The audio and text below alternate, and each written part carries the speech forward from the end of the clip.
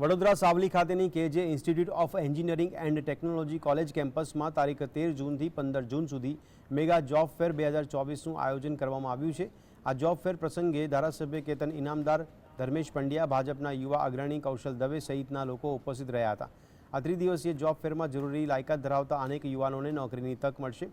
Job fair અંગે કેજે IT કોલેજના સંચાલક ધર્મેશ પંડ્યાએ જણાવ્યું કે મિકેનિકલ, ઇલેક્ટ્રિકલ અને ITI, fitter, welder, electronic, computer સહિતના થયેલા ડિપ્લોમા ડિગ્રી કરેલા યુવાનો અને યુવતીઓ માટે આ જોબ ફેર મહત્વપૂર્ણ પુરવાર થશે।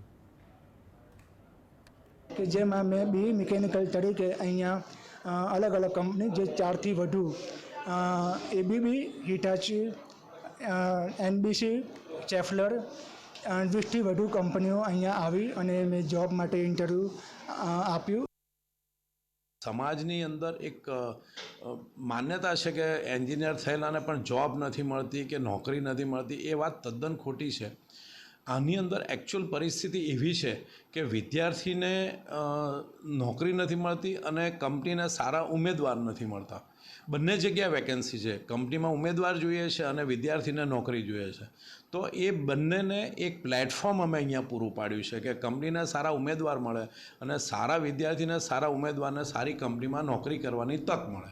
એક બ્રિજ અમે બન્યા છીએ।